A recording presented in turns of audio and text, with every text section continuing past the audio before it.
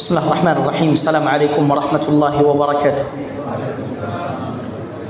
Alhamdulillah wassalatu wassalamu ala Rasulillah, amma ba'd. Ma'asyiral muslimin, ma'asyiral muslimat, saudaraku saudariku, ikhwan dan akhwat, bapak ibu, kaum muslimin dan muslimat yang semoga senantiasa dirahmati dan diberkahi oleh Allah. Kembali akan kita lanjutkan pembacaan hadis-hadis nabawiyah yang berkenaan tentang Al-Masih Ad-Dajjal. Masih ingat dua pertanyaan yang telah saya tanyakan sebelum salat? Masih? Nah, kita ulangi lagi. Kalau seandainya Nabi SAW berjumpa dengan Al-Masih Ad-Dajjal, apakah Nabi SAW terkelabui oleh fitnah Dajjal? Nah, baik. Kalau Nabi SAW berjumpa dengan Dajjal, apakah Nabi mampu untuk membunuhnya?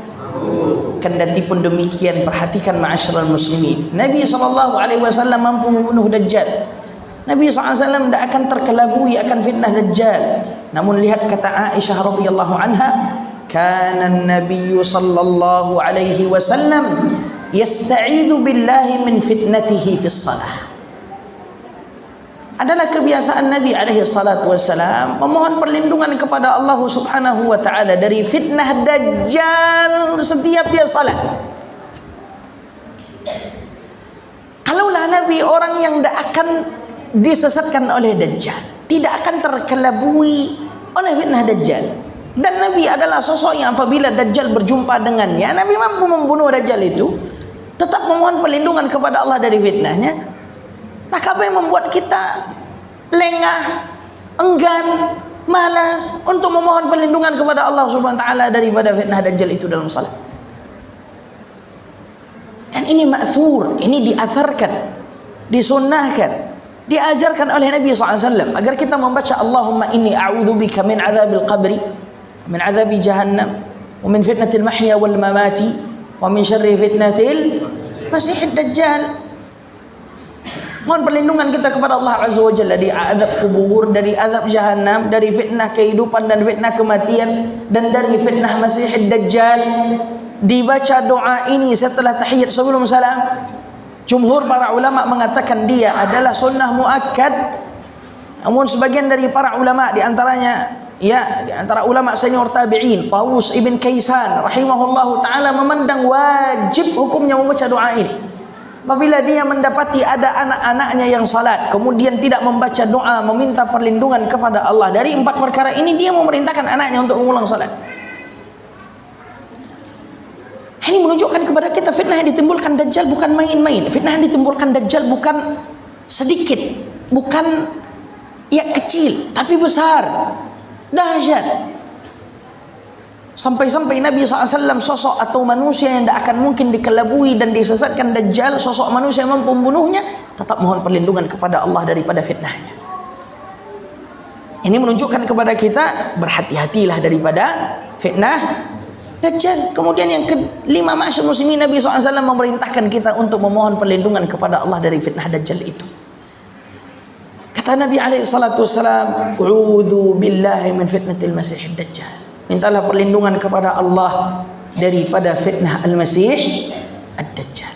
Kemudian yang keenam, yang menunjukkan kepada kita bahwa kita itu hendaknya khawatir akan fitnah Dajjal adalah para ulama memerintahkan kepada para penuntut ilmu, para da'i, para ustaz untuk membacakan hadis-hadis Dajjal, membahasnya ya di beberapa waktu tertentu. Dalam satu tahun itu setidaknya diingatkan kaum muslimin sekali, dua kali, tiga kali akan fitnah Dajjal.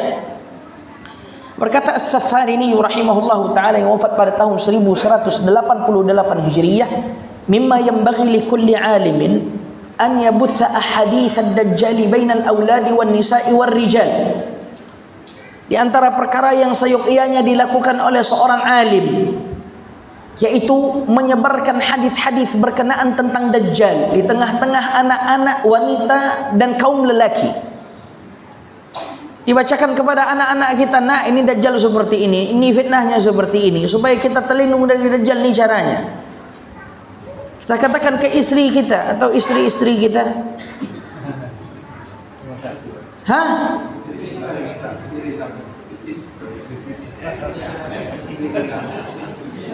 Serius nih. Tidak ada keinginan untuk menambah. Allahu Akbar. Ada nyonya di belakang? Ada? Ada. Masya Allah. Ibu hafal nggak suaranya yang bilang jawab ada tadi? Masyaallah sih, bacakan kepada para istri kita. Istri-istri kita, Allahumma amin ya Allah. Hah? Hadis-hadis berkenaan tentang Dajjal. Begitu juga di kerumunan laki-laki. Ini jangan cerita debat paslon 1, 2, 3 aja. Ini masalah debat ijazah palsu juga didebatkan. Jangan, masyarakat muslimin, itu tidak manfaat, itu tidak penting. Itu kehormatan seorang muslim. Ini saya singgung supaya antum tahu bahwa seorang yang tenggelam di dalam aib-aib kaum muslimin, mencari-cari aib kaum muslimin, kemudian sibuk mengurus aib kaum muslimin, Allah akan bongkar pula aibnya. Itu bukan perkara yang bermanfaat untuk kita. Yang berlalu, biarlah berlalu, itu urusan dia dengan Allah Azza wa Jalla. Ini tiap hari ikuti terus berita, ini begini, ini begini. Haula wala quwata illa billah. Yang paling banyak tuh penggiat-penggiat Facebook dari kaum salafiyin. Itu masalah ini masyarakat muslimin. Tahu saya ada manfaat. Bagus cerita berkenaan tentang Dajjal itu keluar di mana. Ini la yusminu wa la yughni min ju'. Tidak membuat gemuk, tidak pula membuat kenyang orang yang lapar. Berita-berita yang seperti yang saya sebutkan tadi. Masalah inilah, masalah tambang inilah. Tak perlu, itu urusan para umara, itu urusan para pemimpin kaum muslimin. Serahkan urusan itu kepada mereka. Doakan pemimpin kaum muslimin dengan kebaikan. Ini tidak sibuk mencari aib sana, aib sini. Khusus aib pemerintah. Berubah tidak juga pemerintah kita. Yang ada apa kita dapat dosa, menyumpahi ya kaum muslimin, apalagi Amirul Mukminin. Tak boleh, ma'asyiral muslimin. Doakan kebaikan untuk mereka. Ini juga tanbih, peringatan untuk kita ma'asyiral ikhwah yang masih menyibukkan diri dengan perkara-perkara seperti ini. Tak usah repot. Saya pernah di satu majelis ditanya tentang kasus. Saya awalnya tidak tahu menahu tentang itu. Ustaz, bagaimana tentang hukum ijazah palsu? Wallah, demi Allah, saya waktu itu tidak tahu. Selintas, cuman saya nggak pengen tahu. Ini gara-gara ditanya jadi pengen tahu, jadinya kan begitu. Apa sih masalahnya gitu? Subhanallah bihamdi. Ini aib kaum muslimin. Ataupun kalau itu terjadi padanya, itu ghibah yang dilarang. Kalau tak terjadi padanya, itu fitnah yang tercela. Dari pintu manapun masuk, tidak selamat kita. Yang selamat apa? Doakan, Allahumma ighfir lana wa li ikhwanina alladhina sabaquna bil iman. Ya Allah, ampunkan dosa kami, dosa saudara-saudara kami yang lebih dahulu beriman kepadamu. Selesai. Allahumma ighfir lil muslimina wal muslimat. Ya Allah, ampunkan dosa kaum muslim muslimat. Ya Allah, ya Rabbal alamin, berikan taufik, berikan bimbingan, berikan hidayah, berikan petunjuk kepada setiap yang memegang tampuk kepemimpinan kaum muslimin. Jauh lebih bermanfaat. Betul? Nah, energi tak habis, hati lapang, hidup tenang. Kalau ibu-ibu hidup tenang tuh asal bapak-bapak tak cerita poligami. Kalau ada cerita poligami malam tuh tak sedap tidur lagi Ustaz gitu.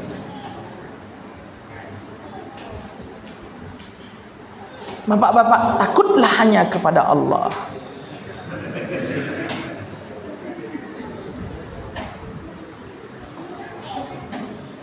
Paham? Bu-ibu paham, bu-ibu? Bu-ibu?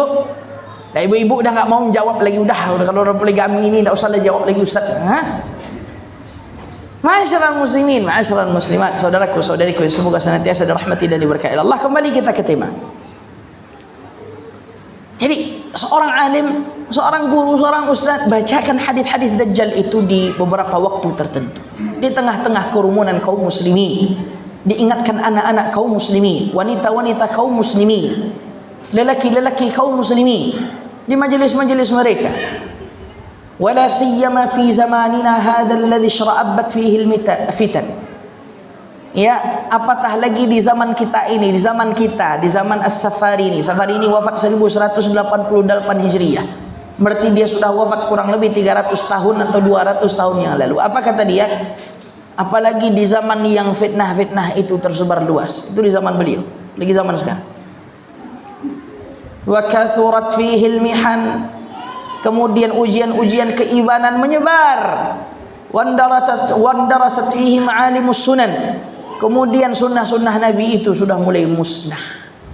Di zaman yang banyak fitnahnya, di zaman yang banyak ujian keimanannya, di zaman di mana sunnah Nabi mulai dilupakan, bacakan hadis-hadis Dajjal supaya kaum muslimin tahu bahwa tidak ada jalan selamat untuk keluar daripada fitnah Dajjal, melainkan kembali kepada apa yang dengannya Rasulullah SAW dan para sahabat berpegang.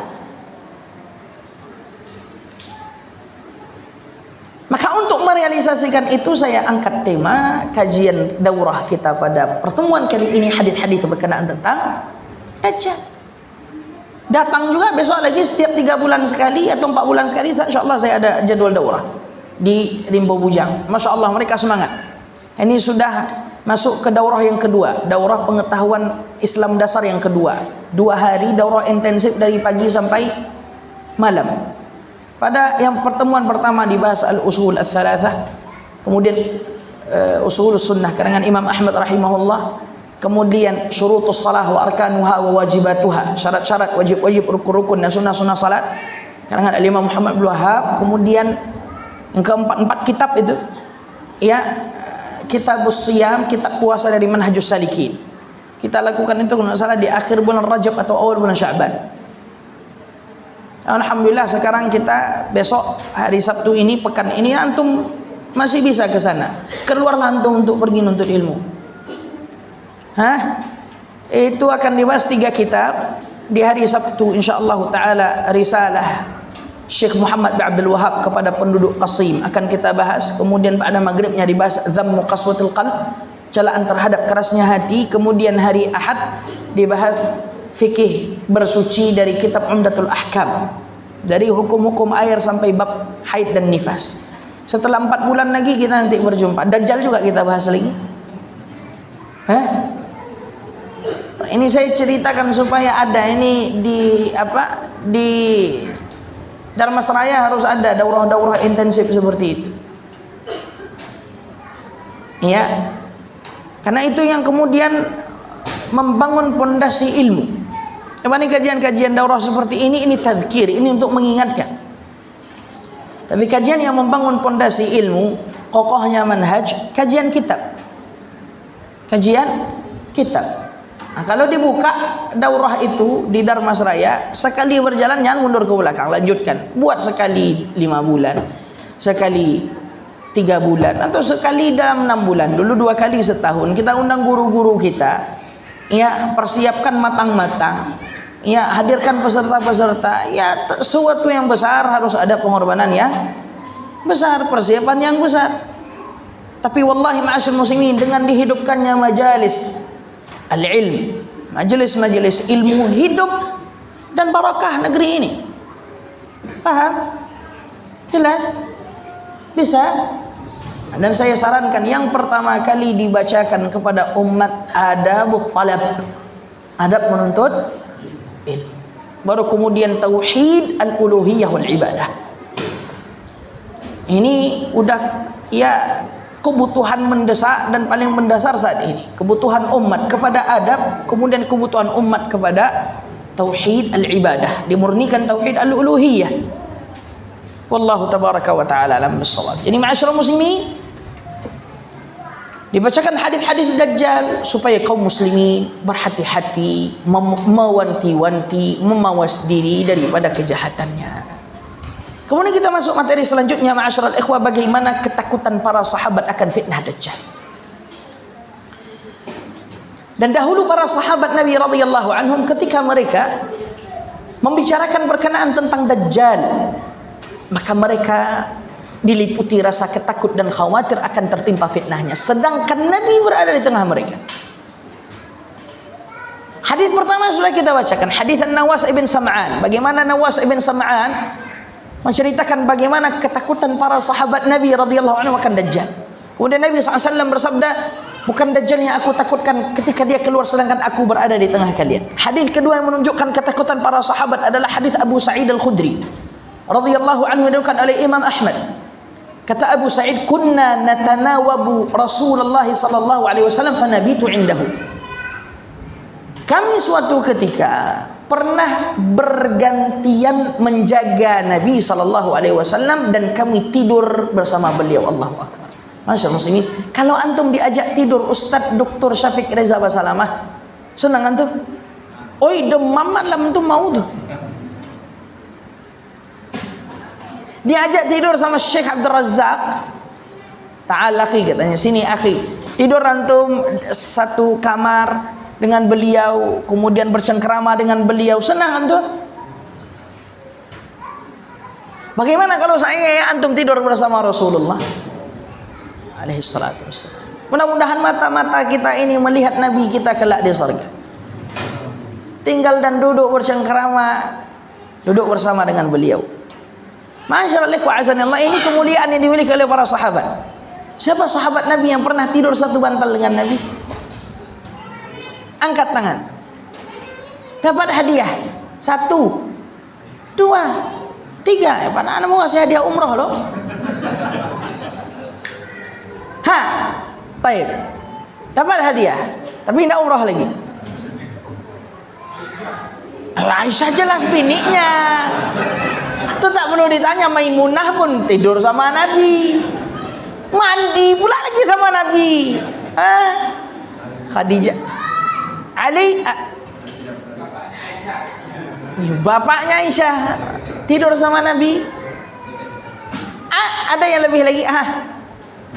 Yang satu taib, kalau tidur sama Nabi lebih anak. Yang satu bantal dengan Nabi. Fadal. Anas bin Malik. Naam, tahu Anas bin Malik atau Anas ibn Nadhr? Dia ragu kan?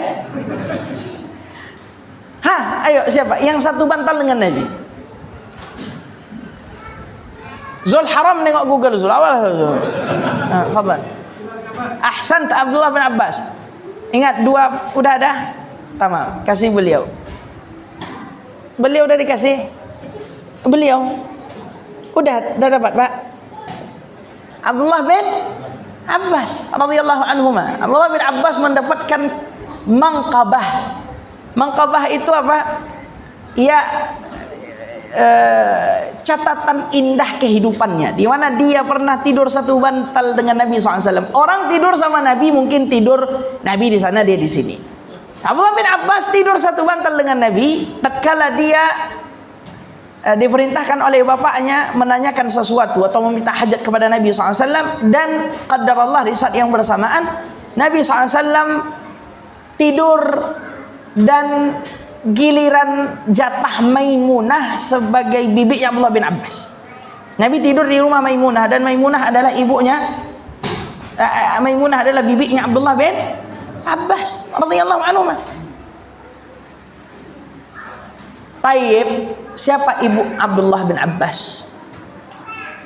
Kalau Maimunah bibinya, siapa ibunya? Ibu Abdullah bin Abbas. Zul, Google Haram Zul. Siapa ibunya Abdullah bin Abbas? Demi Allah saya kasih hadiah umrah 1, 2, 3, nggak ada. Selesai. Dan udah 1, 2. Siapa? Lubabah. Siapa namanya? Siapa nama ibu Abdullah bin Abbas? Lubabah. Ummul Fadl Lubabah radhiyallahu anha. Baik, siapa nama ibu Khalid bin Walid?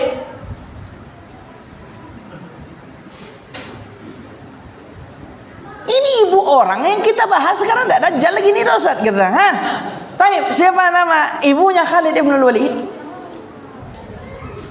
Biarlah saya menjawabnya. Lubabah juga.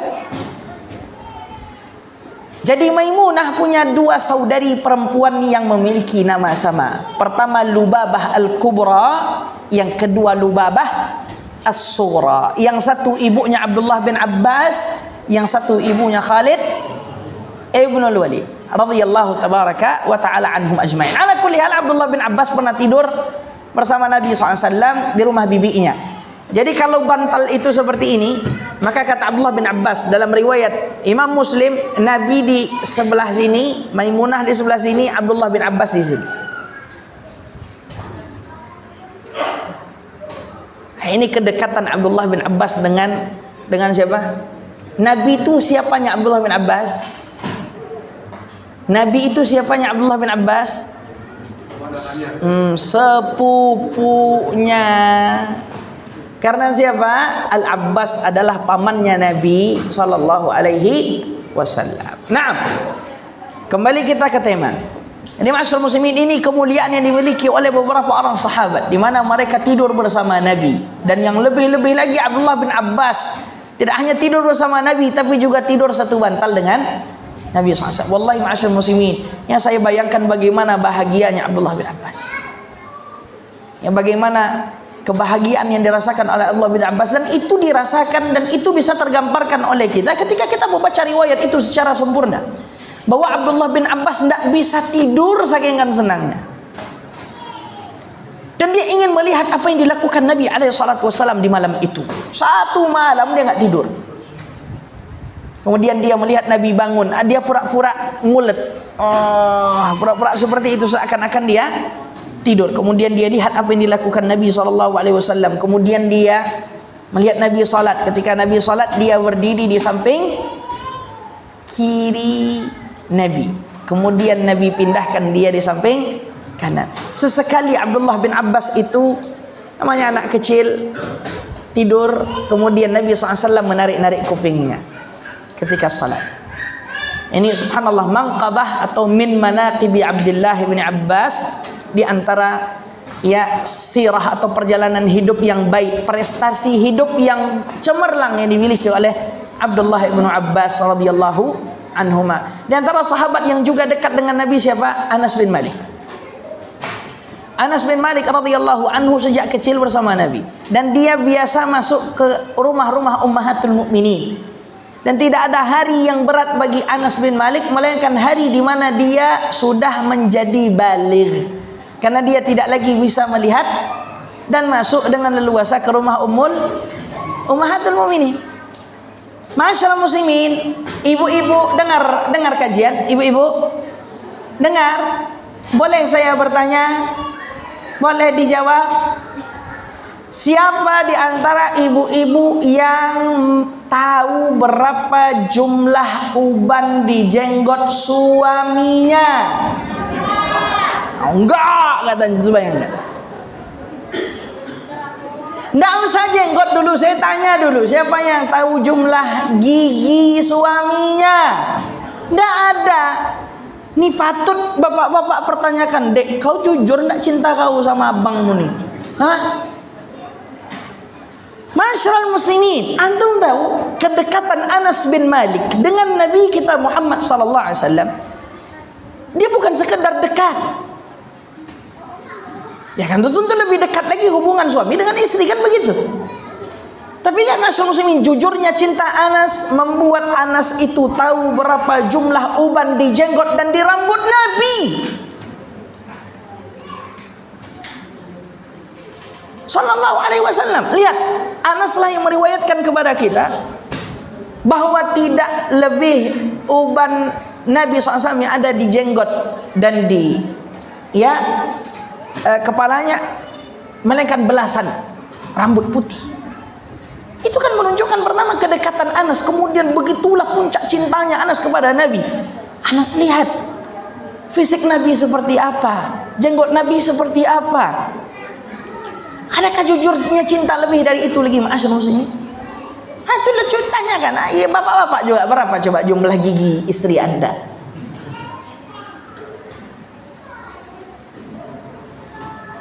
Ini kalau kita cerita tentang bagaimana kedekatan para sahabat Nabi kepada beliau, waduh asyik ma'asyiral muslimin, karena ya di dalam sejarah kehidupan mereka terdapat suri tauladan yang baik, bagaimana mereka menta'zim, mengagungkan sunnah Rasulullah sallallahu alaihi wasallam.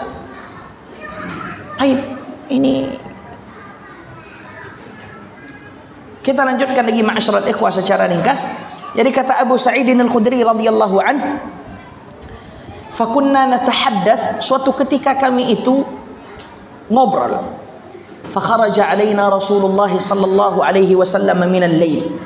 Maka Nabi sallallahu alaihi wasallam keluar di malam hari. Faqala ma hadhihi an-najwa? Alam anhakum 'anil najwa? Kata Nabi alaihi salatu wassalam, ada apa ini? Bukankah aku telah melarang kalian untuk berbisik-bisik? Ya, berbicara dengan suara lirih di malam hari. Maka kata Abu Sa'id Al-Khudri dan para sahabat lainnya, natubu ilallah ya Nabi Allah. Kami bertaubat kepada Allah, wahai Nabi Allah. Innama kunna fi dzikril masih faraqam minhu. Para sahabat menyebutkan alasan mereka. Kata para sahabat, kami ini ngobrol, bukan ngobrol ijazah lagi ini ya Rasulullah, bukan ngobrol. Dia siklus cerita laki-laki itu 3 maksudnya. Kalau malam sudah menjelang, di awal malam pasti debat politik. Kemudian ketika malam hampir tiba di pertengahannya, cerita wanita. Ketika malam telah gelap gulita, di tengah menuju akhir, cerita hantu.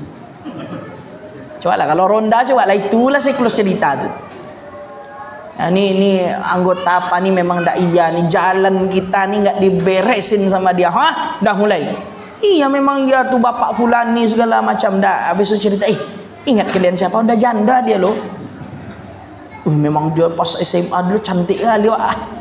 Pendengar di kita dibuatnya, yolah siapa yang dulu ada cerita tuh. Nanti udah ngantuk, tahu kalian dibelokkan apa tuh? Pernah nampak orang tuh dah tegak dulu kuduk lagi nanti. Hah? Oh ya banyak tingkatannya. Biasanya hantu tuh keluar di tengah malam. Nah, pengalaman kan Ji? Nah, masyaallah muslimin azani Allah ya kum. Para sahabat enggak begitu. Apa kata Abu Sa'id dan para sahabat? Ya Rasulullah, mereka tunjukkan alasan mereka. Bahwa kami ngobrolnya bukan sembarang. Kami itu ngobrol tentang Dajjal, takut akan fitnahnya. Kan masyaallah muslimin, bagaimana ketakutan para sahabat Nabi akan tertimpa fitnah Dajjal, sedangkan Nabi berada di tengah mereka. Lalu apa yang membuat kita merasa aman sekarang ini? Tidak ada yang membuat kita merasa aman kecuali satu, karena kita tidak tahu hakikat akan fitnah Dajjal. Karena tidak pernah mungkin dibacakan hadis-hadis itu, atau mungkin telah dibacakan hadis-hadis Dajjal tapi sudah lama dan tidak diulang lagi. Kedua, ma'asyar muslimin, kebodohan. Kemudian yang ketiga, adamul iman, karena mungkin atau tidak beriman. Ini kufar. Nah, ma'asyar muslimin, harusnya orang yang sudah mengaji, apalagi kita sudah bacakan beberapa hadis-hadis berkenaan tentang Dajjal, itu merasa takut kita akan fitnahnya. Kalau kita terjerumus ke dalam fitnah tersebut, maka mengetahui fitnah Dajjal, sifat fisik Dajjal secara spesifik itu dapat membantu kita mengambil langkah-langkah tepat untuk terhindar daripada Dajjal itu. Kemudian kita masuk materi selanjutnya, sifat fisik Dajjal. Kita sebutkan secara ringkas. Saya sebutkan sifat fisiknya dan hadis siapa yang meriwayatkannya. Kalau dibacakan matannya satu persatu maka membutuhkan waktu yang lama. Cuman ma'asyar muslimin, saya sebutkan misalnya, saya sebutkan contoh, Dajjal itu badannya besar. Hal ini sebagaimana hadis yang diriwayatkan oleh Imam Muslim dari hadis Fatimah binti Qais. Cukup. Paham? Baik, kita masuk materi sifat Dajjal. Ma'asyar muslimin, sebelum kita bercerita tentang fisik Dajjal, berkata Abu Abdullah Muhammad Al-Qurtubi rahimahullah yang wafat pada tahun 671 Hijriyah. Kata beliau, wasafan Nabiyyu sallallahu alaihi wasallam ad-Dajjal wasfan lam yabqa ma'ahu lidhi lubbin ishkal. Kata Muhammad Al-Qurtubi, Nabi sallallahu alaihi wasallam telah menyifati Dajjal dengan sejelas-jelasnya, hingga tak lagi samar bagi setiap orang yang berakal. Jadi ma'asyar muslimin, Nabi SAW jelaskan kepada kita Dajjal sifatnya seperti apa, matanya seperti apa, badannya seperti apa, kulitnya seperti apa, kakinya seperti apa, berapa hari dia di muka bumi, apa fitnahnya, berapa kecepatannya ketika dia berjalan di muka bumi, apa saja tempat yang dia tidak bisa kunjungi, kapan dia terbunuh, di mana dia terbunuh, dan siapa yang membunuhnya dijelaskan Nabi SAW. Kemudian watilkal awsaf kulluha dzamimah tabinu likulli dhi hassatin salimah. Semua fisik, semua sifat yang disebutkan Nabi terhadap Dajjal semuanya buruk, semuanya tercela, semuanya jelek, dan itu dapat dirasakan bagi mereka yang memiliki rasa sensitivitas yang masih normal, yang masih memiliki akal sehat. Lakin man qadallahu alaihi bisyaqawah tabi'ad Dajjal. Masalahnya ada orang-orang yang dikehendaki oleh Allah kecelakaan atasnya, mereka akan tetap mengikuti Dajjal walau sifat-sifat Dajjal itu sudah detail disebutkan Nabi, walau seluruh sifat Dajjal itu buruk, walau seluruh sifat Dajjal itu tercela, tapi tetap ada yang mengikuti. Maka dari sini kita mengetahui ma'asyiral muslimin, ketika kau diberikan oleh Allah hidayatut taufiq, hidayah mudah untuk mendapatkan sunnah, tidak sulit bagimu ketika kau mendengar hadis Nabi SAW untuk mengikuti hadis tersebut, syukuri, itu nikmat paling besar. Yang harus kita syukuri ma'asyiral muslimin, setelah kita mengenyam nikmatnya Islam, kita bisa mengamalkan sunnah Rasulullah SAW dengan mudah. Itu hidayah mahal ma'asyiral muslimin. Paham ini? Paham? Mana yang siaran live? Ada yang siaran live? Tidak ada. Semua rekaman kan? Potong nanti pas bab-bab yang ini. Om live om. Jadi ma'asyiral muslimin azani Allah wa iyyakum, dia kalau live itu payah kita nembak-nembak ma'asyiral muslimin, payah kita lepas. Jadi tertahan-tahan. Makanya saya kalau bisa tuh jangan live. Apa? Biar jelas semuanya. Dia kalau pakai contoh tuh kan jelas, kan begitu. Betul? Alhamdulillah. Nah, kita masuk kepada sifat fisik Dajjal. Yang disebutkan Nabi SAW. Yang pertama, badannya gemuk, badannya besar. Antum jangan tengok anak kalau masalah badan gemuk. Karena enggak gemuk ma'asyiral muslimin, buncit aja dikit. Tapi ma'asyiral ikhwah, besarnya badan Dajjal, gemuknya badan Dajjal menunjukkan buruknya fisiknya. Jangankan gemuk lagi, orang buncit aja dah banyak komentar. Ini sebagaimana hadis Fatimah binti Qais yang diriwayatkan oleh Imam Muslim, ketika Nabi SAW memberikan kabar kepada para sahabat tentang apa yang dilihat oleh Tamim Ad-Dari. Ketika Tamim Ad-Dari melihat Dajjal, maka Tamim menyifati bahwa Dajjal itu besar badannya. Besar badannya. Kemudian sifat Dajjal yang kedua, rajulun launuhu ahmar ay abyadu yamilu ila syuqrah. Dajjal itu kulitnya putih kemerah-merahan. Jadi bukan putih bersih, bukan putih murni, namun putih merah. Bisa terbayang? Ini antum nggak perlu buka chat GPT atau AI untuk tolong gambarkan kepada saya Dajjal. Saya pernah ma'asyiral muslimin membacakan sifat-sifat Dajjal ini kepada murid-murid. Dajjal itu begini, Dajjal itu begini, buruk. Ya Ustaz, jelek, buruk. Itu saya menyuruh mereka untuk memvisualisasikan Dajjal itu di benak mereka dengan membacakan hadis-hadis ini. Kemudian ma'asyiral muslimin, saya tunjukkan, saya coba buka Google gambar Dajjal. Kemudian dapatlah gambar yang mungkin ya bukan mungkin ya pasti mereka apa namanya itu ilustrasi daripada Dajjal itu sendiri, matanya begini, ada tulisan kafir. Saya tunjukkan, ini Dajjal. Enggak lah Ustaz, ini bagus sekali, ini Dajjal itu lebih buruk dari ini. Bayangkan itu asli. Antum enggak perlu enggak perlu antum cari di Google, antum mendengar bagaimana Nabi SAW menyebutkan fisik Dajjal itu sudah terbayang oleh antum dia jelek. Nah, sifat pertama apa? Besar badan, kedua putih kemerah-merahan. Jadi putih merah, kulitnya itu merah ma'asyiral muslimin, disebutkan oleh Rasulullah SAW di dalam hadis muttafaqun alaih. Ya, dalam hadis muttafaqun alaih bahwa Dajjal itu kulitnya merah. Dajjal kulitnya merah. Makna merah itu putih kemerah-merahan. Jadi putihnya bukan bersih, putihnya bukan murni, tapi putihnya kemerah-merahan. Jadi bisa kita bayangkan orang gemuk kulitnya merah. Cuman merahnya bukan merah baju, enggak, putih tapi merah, kan bentuknya jelek, ibarat orang putih yang terkena paparan sinar matahari. Bagaimana merahnya tuh? Jelas? Kemudian sifat ketiga, a'warul ain, ka'anna 'ainahu 'inabatun tafiyah.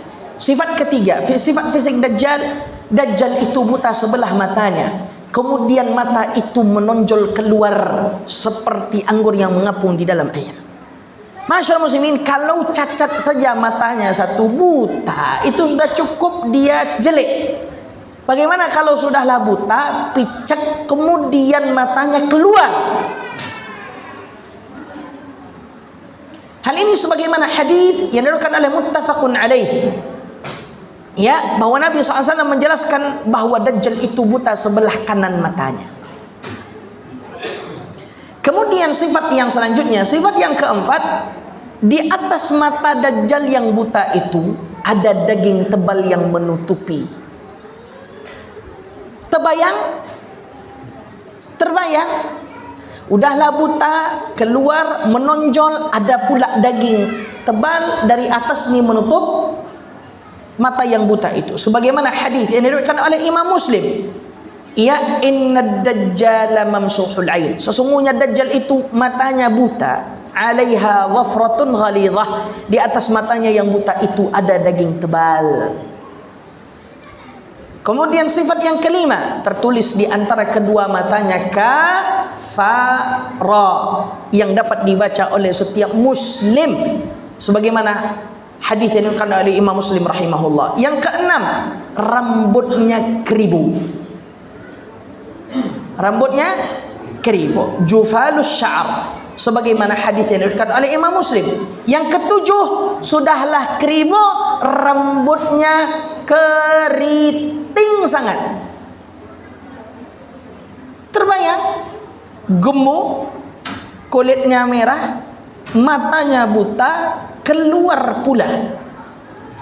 Kemudian di atas mata yang buta itu ada daging tebal menutupi. Kemudian apa lagi masyaallah muslimin? Ada bacaan kafara. Kemudian rambutnya keribu, keriting sangat.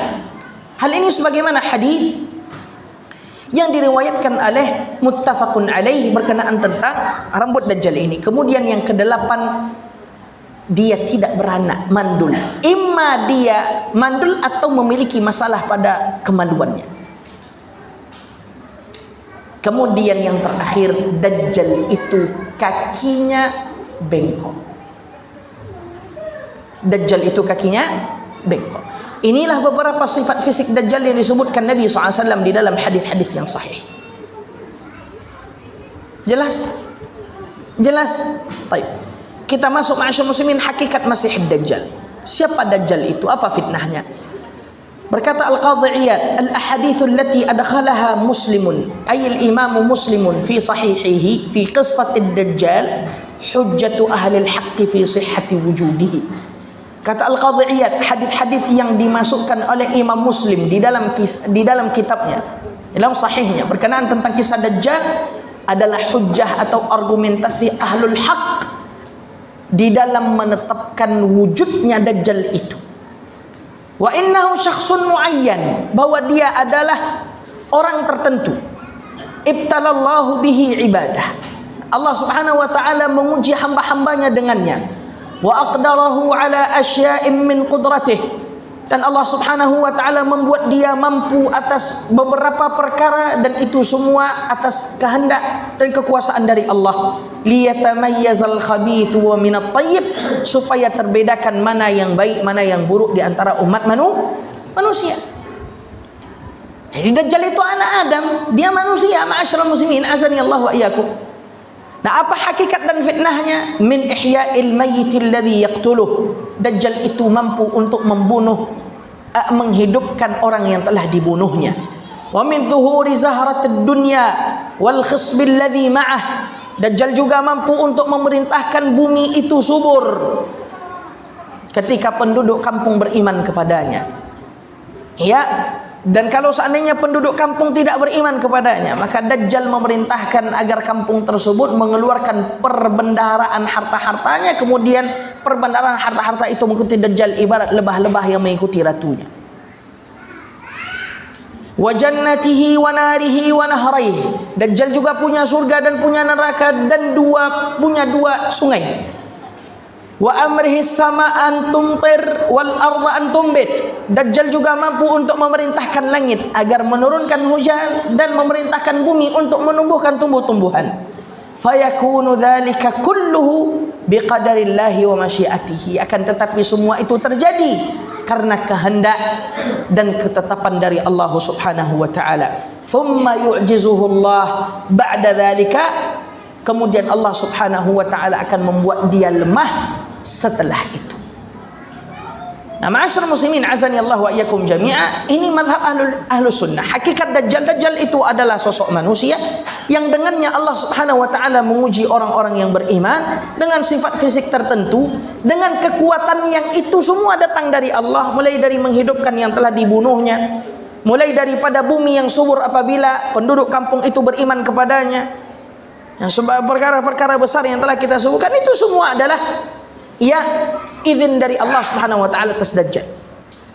Dan Dajjal itu lemah. Yang menunjukkan kelemahannya apa? Siapa yang tahu yang menunjukkan kelemahan Dajjal? Siapa yang tahu dan bisa menunjukkan kelemahan Dajjal?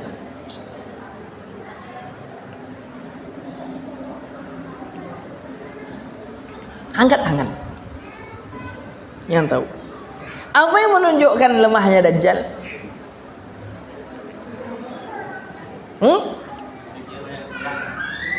Taib, fisiknya banyak kurang. Bagus. Yang lebih mendetail lagi dari fisik itu apa?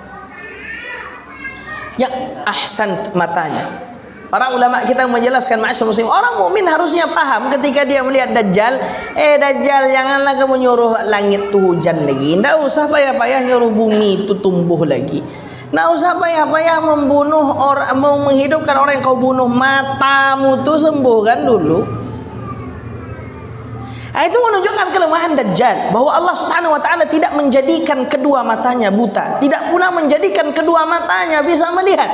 Allah jadikan satu matanya sakit, cacat, kurang dengan sifat yang telah kita sebutkan tadi. Sudahlah buta menonjol keluar, sudahlah menonjol keluar ada pula daging, supaya orang-orang mukmin tahu bahwa dia lemah, bahwa apa yang dia lakukan daripada menghidupkan orang yang telah dibunuhnya, atau memerintahkan hujan untuk turun, memerintahkan bumi untuk menumbuhkan tumbuh-tumbuhan, itu semua adalah tipu daya muslihat, karena matanya sendiri dia tidak mampu untuk menyembuhkannya.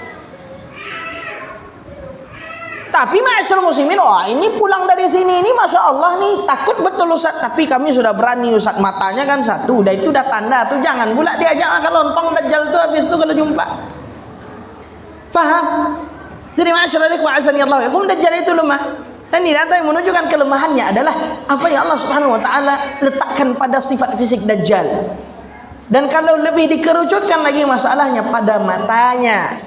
Tidak usah cerita-cerita kau bisa menghidupkan, kau bisa memerintahkan langit untuk menurunkan hujan atau bumi menumbuhkan tumbuh-tumbuhan. Matamu tuh sembuhkan dulu. Ini hakikat yang harus diketahui oleh setiap muslim dan muslimah. Baik, kita masuk materi selanjutnya. Keadaan Dajjal sekarang, di mana dia? Apakah dia hidup? Dan seperti apa dia keadaannya sekarang? Ma'asyiral muslimin, 3 yang disebutkan Nabi SAW di dalam sunnah. Yang pertama, Dajjal itu hidup. Sekarang ini dia bernafas. Jangan ada nanya, Ustaz Dajjal punya Facebook atau enggak? Orang yang berperangi Dajjal ada Facebooknya. Nah, bagaimana dia makan? Nanti kan bertanya lagi nanti itu bagaimana dia makannya Ustaz, bagaimana dia minum, Allahu a'lam.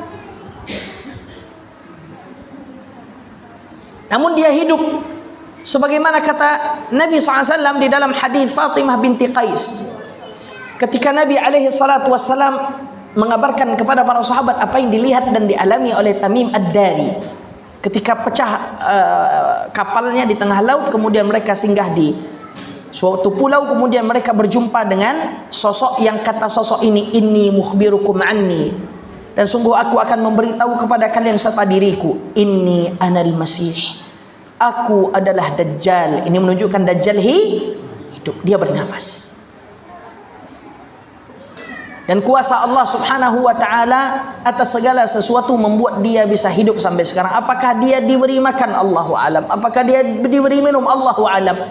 Apakah dia tidur? Allahu alam. Hanya saja Allah berkehendak atas segala sesuatu. Apa yang dikehendaki Allah terjadi. Apabila Allah menghendaki Dajjal hidup tanpa makan dan minum, itu ringan bagi Allah. Cuman yang harus kita imani adalah apa yang sampai kepada kita dari kabar Dajjal. Ketika Allah subhanahu wa ta'ala dan Nabi-Nya SAW memberikan kabar Dajjal itu hidup, sami'na wa ta'na, amanna wa saddaqna. Kami mendengar, kami taat, kami beriman, kami percayai. Selesai. Jadi keadaan pertama, Dajjal itu hidup sekarang. Yang kedua, fi jaziratin min juzuril bahri. Sesungguhnya Dajjal itu terletak di salah satu pulau daripada pulau-pulau laut. Ya, hal ini dan pulau lautnya itu pulau sebelah timur. Pulau sebelah timur, timur kota Madinah. Jangan dicari. Dah cukup tahu aja. Cukup tahu saja. Ini pesan tiket pergi ke sebelah timur itu kan ada tuh. Kita cari pulau. Ya, Om Ed jangan ajak anak kalau mau cari Dajjal. Hah? Jadi dia di pulau sekarang. Kemudian sifat yang ketiga ini keadaan Dajjal, dan sifat Dajjal yang ketiga yang sekarang adalah dia diikat dengan rantai yang kuat. Dengan yang pertama, kedua tangannya dijadikan satu kemudian diletakkan di tengkuknya. Ya, kemudian ya mulai daripada antara lutut dengan mata kakinya itu ada rantai yang kuat mengikat dua kakinya. Ini sifat bagaimana Dajjal dirantai. Disebutkan oleh Nabi SAW dalam hadis yang diriwayatkan oleh Imam Muslim, ya, bahwa Tamim Ad-Dari radhiyallahu anhu melihat, kata Tamim, wa ashadduhu withaqan, orang yang paling kuat ikatan yang pernah kami lihat, majmu'atun yadahu ila unuqih, kedua tangannya itu terkumpul di pundaknya, di tengkuknya, ma baina rukbatayhi ila ka'baihi bil hadid, dan antara apa namanya itu lutut sampai mata kakinya itu diikat dengan rantai. Nah, ini keadaan Dajjal sekarang. Ini tiga keadaan Dajjal sekarang yang ada di dalam hadis. Wallahu alam tentang apakah dia makan, apakah dia minum, apakah dia ada pembantunya, apakah dia tidur. Wallahu a'lam. Ala kulli hal Dajjal hidup sekarang. Kemudian dia berada di salah satu pulau dari pulau-pulau yang ada di sebelah timur kota Madinah, di laut. Kemudian dia diikat dengan kedua tangannya, disatukan ke tengkuknya, kemudian dari lututnya sampai ke mata kakinya itu diikat dengan rantai yang kuat. Jelas, ma'asyiral muslimin azanillahu wa iyyakum. Baik, tanda-tanda Dajjal itu akan keluar. Disebutkan tiga. Yang pertama, ma'asyiral ikhwa azanillahu wa iyyakum, tidak berbuahnya lagi kurma baisan. Tidak berbuahnya lagi kurma baisan. Baisan itu adalah daerah yang terletak 120 km jaraknya dari Masjidil Aqsa Asy-Syarif, dari Baitul Maqdis. Dan kurma baisan itu mulai tidak berbuah di tahun 600-an Hijriyah. Yaitu ketika Yaqut Al-Hamawi berkunjung ke Baisan, maka dia mendapati ada satu atau dua kurma yang sudah tidak berbuah lagi. Kalau mulai tidak berbuahnya kurma baisan, startnya itu di tahun 600 Hijriyah, berarti sudah berlalu berapa ratus tahun? 7, 8, 9, 10, 11, 12, 13, 14, berarti 800 tahun setelah dua batang kurma itu tidak berbuah, berarti sudah berapa lagi batang kurma yang tersisa? Atau kalau di tahun 600-an itu ada dua kurma yang tidak berbuah, mungkin sekarang cuman dua batang yang berbuah lagi. Dan berkurangnya kurma baisan, produksi kurma baisan itu bukti nyata yang bisa dilihat dari data-data yang dinaikkan di internet. Kita bisa lihat ma'asyiral muslimin bagaimana berkurangnya produksi kurma baisan setiap tahunnya. Dan apabila kurma baisan itu sudah tidak berbuah sama sekali lagi, maka itu adalah tanda akan dekatnya keluar Dajjal. Kemudian yang kedua ma'asyiral ikhwah, berkurangnya air danau Tabariyah atau danau Tiberias. Danau Tiberias itu terletak 150 km dari Baitul Maqdis dan berjarak 25 km dari kebun kurma baisan. Dan dia ada sekarang. Dan ma'asyiral muslimin, subhanallah, air danau Tabariyah itu makin tahun makin kurang. Cuman pernah di satu tahun airnya sudah mengering, kemudian naik lagi ma'asyiral muslimin. Usut punya usut, ternyata orang-orang Yahudi mengisi air danau itu, takut Dajjal keluar. Dan antum bisa lihat data ma'asyiral muslimin bagaimana upaya Zionis tersebut mengisi kembali danau Tabariyah. Mereka bukan tidak yakin, mereka yakin itu ma'asyiral ikhwah azanillahu ikum. Namun Allah subhanahu wa ta'ala berkuasa atas segala sesuatu. Makin hari sekarang makin surut danau Tabariyah. Walau mereka berbuat makar, walau mereka berusaha untuk mengisinya, mengalirkan air-air sungai dan laut ke danau Tiberias, tapi subhanallah makin hari makin berkurang. Antum bisa lihat, dan antum bisa lihat perkembangannya di Google Earth. Mulai dari tahun 2009, coba antum lihat, berkurang naik lagi, berkurang naik lagi, berkurang naik lagi. Dan dikatakan bahwa naiknya volume danau Tiberias itu adalah salah satu upaya orang-orang Zionis Yahudi untuk mengisi danau itu kembali. Namun bagaimanapun usaha dan upaya mereka, kalau Allah Azza wa Jalla menghendaki, maka Allah Ta'ala lenyapkan air itu seketika. Kemudian tanda ketiga adalah keringnya mata air Zughar dan tidak lagi dimanfaatkan airnya oleh penduduk sekitar. Mata air Zughar itu terletak di Yordan, di dekat dengan tepi Laut Mati, ma'asyiral muslimin, kemudian berjarak 85 km dari Baitul Maqdis. Dan subhanallah sekarang tidak lagi ada airnya. Dan sekarang tidak juga ada lagi orang-orang yang mengambil manfaat dari mata air tersebut. Hal ini sebagaimana yang dinukilkan oleh Syekh kami, guru kami Syekh Abdul Muhsin ibn Muhammad ibn Abdurrahman Qasim An-Najdi, Imam bin Khatib Masjid Nabawi. Beliau mengutus salah seorang ikhwah yang fiqah yang dipercaya untuk mencari mata air Zughar tersebut. Kemudian dia mendapati bahwa penduduk sekitar mengatakan 10 tahun, 2 tahun atau beberapa tahun belakangan masih ada airnya. Sekarang mata airnya tinggal sedikit dan kami tidak lagi mengambil manfaat dari mata air tersebut. Ini 3 tanda-tanda Dajjal itu akan keluar, dan ketiga-tiganya sudah mulai berada pada tahap apa yang disebutkan oleh Nabi SAW tersebut. Dan ma'asyiral muslimin azanillahu wa iyyakum, sebab Dajjal itu keluar adalah karena dia marah. Sebagaimana hadis yang diriwayatkan oleh Abdullah ibn Umar radhiyallahu tabaraka wa taala anhuma, ya, hadis Abdullah ibn Umar radhiyallahu tabaraka wa taala anhuma, ya, dari Hafsah, bahwa Nabi SAW bersabda, innama yakhruju min ghadbatin yaghdabuha, sesungguhnya Dajjal itu keluar karena ada yang membuat dia marah. Cuman apa yang membuat dia marah, Allahu a'lam.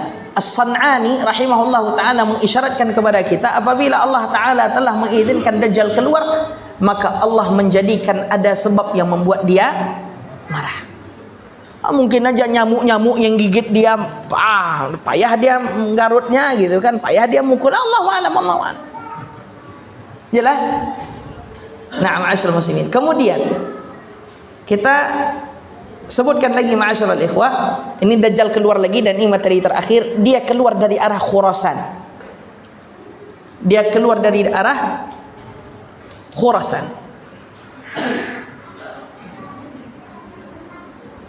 Nah, ma'asyiral muslimin azanillahu wa iyyakum, hal ini sebagaimana hadis yang diriwayatkan oleh Abu Bakar, dari hadis Abu Bakar yang diriwayatkan oleh Imam Ahmad rahimahullahu taala, bahwa Dajjal akan keluar dari arah Khurasan. Dan Khurasan itu meliputi, perhatikan, ya, Iran sekarang ini masuk kepada Khurasan, kemudian Turkmenistan itu masuk daerah Khurasan, kemudian ya dekat dengan Azerbaijan. Cuman yang masuk dari Khurasan itu Iran dan Turkmenistan, itu masuk daerah Khurasan. Dan ma'asyiral muslimin, Dajjal akan keluar dari sana. Dajjal akan keluar dari arah Khurasan. Kemudian kata Nabi SAW, Dajjal itu akan keluar dengan diikuti oleh 70.000 orang Yahudi. Ma'asyiral ikhwah, populasi orang Yahudi paling banyak di dunia di mana? Iran. Paling banyak di Iran. Payah kita cari masjid, tapi mudah untuk kita mencari sinagog orang-orang Yahudi. Demi Allah. Ya, ini bukti nyata bahwa Dajjal akan keluar dari arah sana, kemudian diikuti oleh 70.000 orang Yahudi. Hal ini sebagaimana ma'asyiral muslimin, ya, hadis yang diriwayatkan oleh Imam Muslim rahimahullah, yatba'ud dajjala min Yahudi Asbahan 70,000 alaihimut tayalisah. Kata Nabi SAW, Dajjal akan keluar dari arah Asbahan. Asbahan itu Iran sekarang, masuk Iran, dan diikuti oleh 70.000 orang Yahudi, dan mereka semua memakai kain tayalisah. Mereka memakai kain apa? Tayalisah. Kain tayalisah itu kain yang mereka jadikan penutup kepala untuk ritual ngangguk-ngangguk. Pernah melihatnya? Kemudian ma'asyiral ikhwah azanillahu wa iyyakum, ketika Dajjal itu keluar, kemana tempat yang pertama kali ingin dia tuju? Damas Raya, Bangkinang, Pekanbaru, Lamongan, Solo. Mana yang mau dikunjungi Dajjal pertama kali? Ketika Dajjal keluar dari Khurasan, dari arah Asbahan, apa daerah pertama kali yang ingin dia tuju? Apa? Madinah. Kata Rasulullah sallallahu alaihi wasallam, ya'til masihu min qibal al-masyriq, himmatuhul Madinah. Dajjal itu akan keluar dari arah timur, dan visinya itu adalah berangkat ke kota Madinah. Kemudian ma'asyiral muslimin, Dajjal akan menuju kota Madinah dari arah timurnya, yaitu Khurasan dan Asbahan, melewati jalan apa? Tol, kereta, bandara? Enggak, dia melewati jalan di antara Syam dan Irak. Hal ini sebagaimana hadis diriwayatkan oleh Imam Muslim, innahu kharijun khullatan baina asy-Syam wal Iraq. Sesungguhnya Dajjal itu ketika keluar, dia akan mencari jalan, dan dia pilih jalan antara Syam dan Irak, kemudian merusak di antara keduanya. Kemudian ma'asyiral ikhwah azanillahu wa iyyakum, ini ketika Dajjal keluar. Keadaan manusia ketika Dajjal itu keluar adalah, yang pertama, manusia akan berlari ke gunung-gunung. Rasulullah sallallahu alaihi wasallam bersabda, la yafirranna an-nasu minad dajjal fil jibal. Manusia benar-benar akan kabur dari Dajjal dengan pergi ke gunung-gunung. Hadis riwayat Imam Muslim. Yang kedua, ma'asyiral muslimin, ketika pasukan kaum muslimin yang berjihad mendengar Dajjal itu keluar, maka harta-harta rampasan perang itu mereka tinggalkan, dan mereka segera pulang ke rumah, mengkhawatirkan keselamatan anak dan istri mereka. Kemudian ma'asyiral ikhwah, keadaan manusia secara umum takut akan fitnah Dajjal. Cuman keadaan khusus adalah seorang laki-laki yang berjumpa dengan Dajjal, seorang pemuda yang berjumpa dengan Dajjal keluar dari kota Madinah. Jadi ketika Dajjal ingin memasuki kota Madinah, dia tidak bisa. Maka Dajjal menghentakkan kakinya 3 kali di pinggir kota Madinah, sehingga kota Madinah itu berguncang 3 kali. Keluarlah dari Madinah orang-orang yang buruk, orang-orang munafikin, sehingga Madinah kembali menjadi Thayyibah, menjadi negeri yang baik. Kemudian ma'asyiral muslimin, ketika Dajjal menjadikan ada tempat yang tanahnya itu asin di pinggir kota Madinah sebagai tempat markas kumpul, maka keluarlah dari Madinah seorang pemuda yang penuh hatinya dengan iman dan tauhid.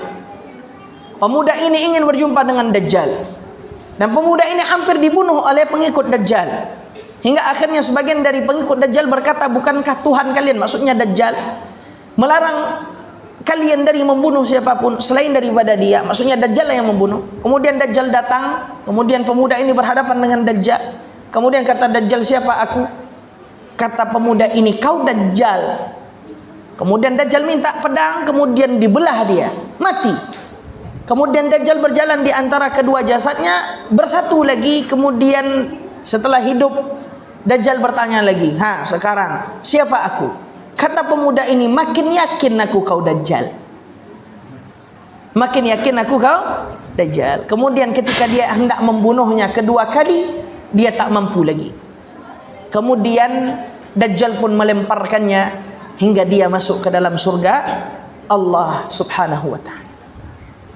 Itu adalah lelaki yang paling agung, mati syahidnya di sisi Allah subhanahu wa ta'ala. Kemudian ma'asyiral ikhwa azani Allah wa iyyakum jami'a, Dajjal jalannya cepat di muka bumi seperti angin, seperti hujan yang ditiup angin. Lihat bagaimana kencangnya. Dan yang menunjukkan kencangnya Dajjal adalah selama 40 hari itu dia sudah berkeliling dunia. Dan tidak hanya keliling dunia, tidak ada satupun jalan melainkan dilewati olehnya. Bayangkanlah tuh, bagaimana cepatnya Dajjal di muka bumi. Dan ma'asyara al-ikhwah azani Allah wa iyyakum jami'a, selanjutnya Dajjal itu akan dibunuh oleh Nabiullah Isa alaihi salatu wassalam di gerbang Lud, Palestina. Ketika Dajjal mendengar Nabi Isa turun, maka larutlah ia seperti garam yang larut di air. Kalaupun Nabi Isa tak membunuhnya, maka dia akan mati sendirinya. Cuman Allah Ta'ala berkehendak, Nabi Isa mengejarnya sampai di gerbang Lud, Palestina. Kemudian ditombak oleh Nabi Isa. Kemudian Nabi Isa membunuhnya, dan darah Dajjal yang ada di tombak itu ditunjukkan oleh Nabi Isa kepada kaum muslimin. Dengan itu berakhirlah cerita berkenaan tentang Dajjal. Yang terakhir, ma'asyiral ikhwah azani Allah wa iyyakum, apa cara kita agar terhindar dari fitnah Dajjal? Yang pertama, ma'asyiral ikhwah azani Allah wa iyyakum, berpegang teguh dengan tauhid yang benar. Sebagaimana setelah saya isyaratkan tadi di tengah-tengah kajian, bagaimana Nabi SAW menjelaskan kepada kita Dajjal itu buta sebelah sedangkan Tuhan kalian tidak buta. Ini isyarat dari Nabi agar kita mempelajari nama-nama Allah dan sifat-sifatnya, mempelajari tauhid dan akidah yang benar agar kita tahu mana yang hak, mana yang batil. Kemudian yang kedua, ma'asyiral ikhwah azani Allah wa iyyakum, berlindung kepada Allah daripada fitnah Masih Dajjal dengan membaca doa yang telah diajarkan Nabi SAW, dibaca setelah tahiyat sebelum salam. Kemudian yang ketiga, menghafal 10 ayat pertama surah Al-Kahfi. Sebagaimana dihafal lafaznya, dipahami maknanya. Kemudian yang keempat, apabila seorang itu mendengar Dajjal keluar, maka hendaknya dia lari sejauh mungkin. Kemudian yang kelima, apabila harus berpapasan atau qadarullah berpapasan dengan Dajjal, maka bacakan kepadanya awal surat Al-Kahfi. Wallahu tabaraka wa ta'ala alam bissawab. Selesai kajian kita dan daurah kita ma'asyiral muslimin. Mudah-mudahan Allah subhanahu wa ta'ala memberikan kepada saya dan kita semua kekuatan untuk bisa istiqamah di atas tauhid dan sunnah hingga nanti nyawa tidak lagi dikandung oleh badan. Dan mudah-mudahan Allah subhanahu wa ta'ala menjaga kita, menjaga anak keturunan kita, kemudian sanak famili kita daripada fitnah Dajjal. Dan mudah-mudahan Allah subhanahu wa ta'ala mengumpulkan kita di surga bersama Nabi kita Muhammad sallallahu alaihi wasallam. Shallallahumma wa sallim wa barik ala nabiyina Muhammadin wa ala alihi wa sahbihi ajma'in. Karena malam sudah menjelang, tidak ada sesi tanya jawab. Subhanakallahumma bihamdik, asyhadu an la ilaha illa anta, astaghfiruka wa atubu ilaik. Assalamualaikum warahmatullahi wabarakatuh.